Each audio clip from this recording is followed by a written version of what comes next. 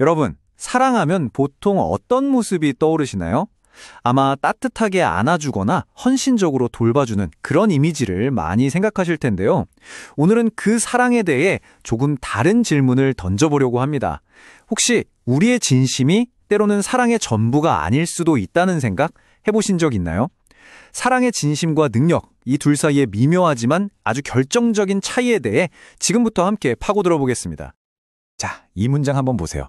정말 가슴을 툭 치는 말 아닌가요? 이게 바로 오늘 우리가 탐구할 내용의 핵심입니다. 내 마음은 정말 진심인데 그게 항상 상대방에게 좋은 결과로 이어지는 건 아니라는 것. 바로 그 딜레마에 대한 이야기죠. 이 문제를 가장 잘 보여주는 한 영화 이야기로 한번 들어가 볼게요. 여기에는 누군가를 너무나 사랑하기 때문에 역설적으로 그 사람의 앞길을 막게 되는 아주 안타까운 사랑의 모습이 담겨 있습니다. 네, 바로 2005년에 나온 영화 마라톤 이야기입니다. 엄마는 아들 초원이가 세상에 우뚝 서길 바라는 마음으로 정말 헌신적으로 달리기를 가르치죠. 그런데 드디어 결전의 날, 마라톤 대회에서 아들이 다칠까봐 두려움이 앞선 나머지 뛰지 말자면서 아들의 팔을 꽉 붙잡습니다. 바로 그때 초원이가 처음으로 엄마의 손을 뿌리치고 앞으로 달려나가죠.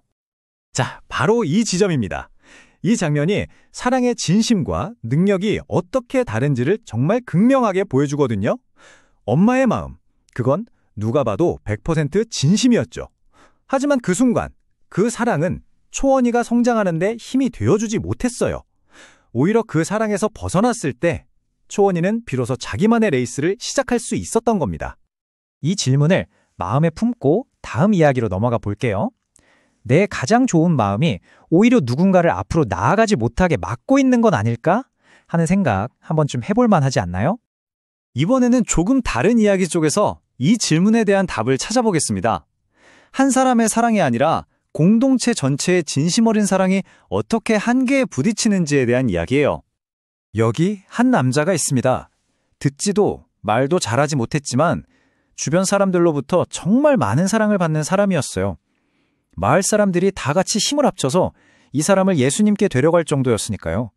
정말 따뜻하고 진심 어린 공동체의 사랑이 느껴지는 장면이죠. 그런데 여기서 우리가 생각해봐야 할 게 있어요. 이 사람들의 사랑은 분명 진짜였지만 명확한 한계가 있었다는 겁니다.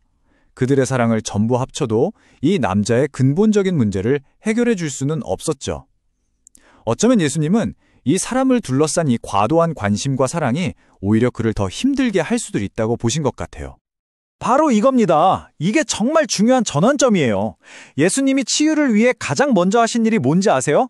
바로 그를 사랑하는 무리로부터 떼어놓는 것이었습니다. 진정한 회복의 첫걸음이 바로 이 거리두기였다는 점, 정말 많은 걸 생각하게 만들죠. 그렇다면 진정한 치유는 어떻게 이루어졌을까요? 많은 사람들의 집단적인 사랑과는 전혀 다른 아주 특별하고 개인적인 접근 방식에 그 비밀이 있었습니다. 그 과정을 한번 자세히 들여다볼게요. 예수님의 방식이 어떻게 보면 좀 번거로워 보일 수도 있어요. 하지만 이 행동 하나하나에는 깊은 의미가 담겨 있었습니다. 이건 말을 듣지 못하는 한 사람을 위해 그 사람의 눈높이에서 온몸으로 소통하는 수하와도 같았어요. 귀에 손가락을 넣고 혀를 만져주고 눈을 마주치며 열려라 라고 말씀하시는 이 모든 과정이 바로 깊은 1대1의 교감이었던 거죠. 그러니까 이건 그냥 병을 고치는 차원이 아니었던 거예요. 멀리서 기적을 베푸는 게 아니라 한 사람의 존엄성을 온전히 세워주는 개인적인 만남을 선택하신 거죠.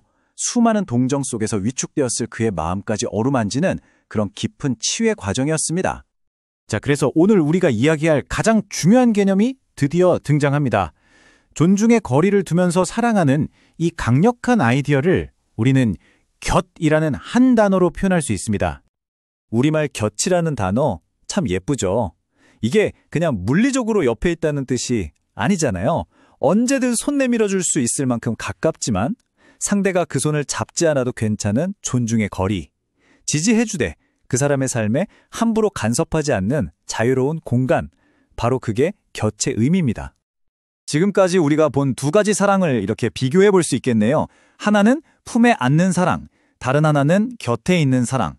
품에 안는 사랑은 마라톤의 엄마처럼 내 통제 안에 두려는 사랑일 수 있고요. 곁에 있는 사랑은 예수님이 보여주신 것처럼 상대방과 나, 그 1대1의 관계를 가장 소중히 여기며 그 사람의 공간을 존중해주는 사랑입니다. 자, 이제 이 질문을 우리 자신에게 한번 던져볼 시간입니다.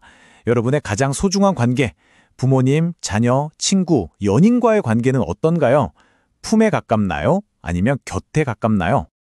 그럼 이제 마지막으로 이 곁의 사랑을 우리 삶 속에서 어떻게 실천할 수 있을지 오늘 이야기들을 통해 얻은 교훈들을 한번 정리해 보겠습니다. 오늘 이야기의 핵심 딱 4가지로 정리해 드릴게요. 첫째, 내 사랑이 진심이라도 한계가 있을 수 있다는 걸 인정하는 거예요. 괜찮습니다. 둘째, 그래서 가장 중요한 건 그 사람과 신 혹은 그 사람과 자기 자신 사이의 직접적인 1대1 관계를 존중해 주는 겁니다. 셋째, 진정한 사람은 상대를 통제하는 게 아니라 그 사람이 스스로 설 공간을 만들어주는 것이고요. 마지막으로 이건 상대를 책임지는 것이 아니라 그저 나란히 함께하는 것이라는 사실을 기억하는 겁니다. 결국 다시 처음 그 마라톤 이야기로 돌아오게 되네요. 우리가 해야 할 일은 사랑을 줄이는 게 아니라 사랑의 방식을 바꾸는 겁니다. 사랑하는 사람이 자기만의 42.195km를 완주할 수 있도록 꽉 잡았던 손을 놓고 그 곁에서 묵묵히 응원해주는 것. 어쩌면 그게 진짜 사랑일지도 모르겠습니다. 오늘 이야기는 이 마지막 질문으로 마무리하고 싶습니다. 여러분이 가장 사랑하는 그 사람에게 여러분은 어떤 곁이 되어주고 계신가요? 이 질문에 대한 깊은 성찰이 여러분의 관계를 더욱 자유롭고 풍요롭게 만들기를 진심으로 바랍니다. 함께해 주셔서 감사합니다.